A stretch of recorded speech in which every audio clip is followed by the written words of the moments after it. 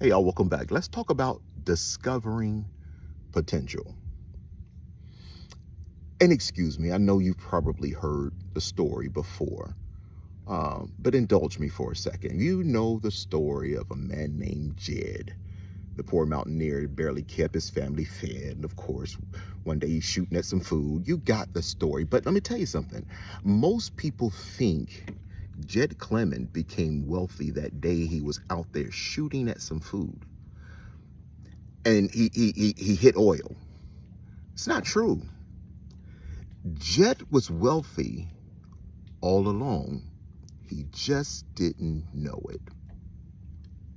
When we're talking about discovering potential, first off, we have to start with the understanding and the assumption that all of us have a level of potential and power that has been placed on the inside of us from God our Father. You hear it in the Gospel of Matthew, where he talks about the talent that was given to the different servants.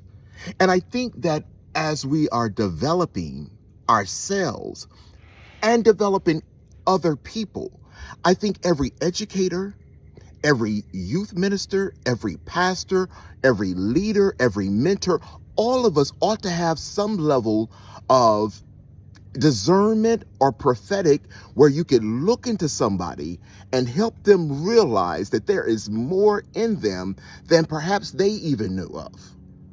We're talking about discovering the potential, and that discovery of potential starts with understanding the assumption, understanding that there's something more in me. I want to ask you, have you ignored the fact that you were given an enormous amount of power, an enormous amount of potential that is just waiting for you to reveal it and act on it?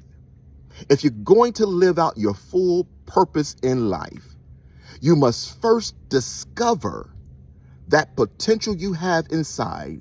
And once you discover it, we can move on to the next step. Join us again next time when we talk about developing that potential that we discovered.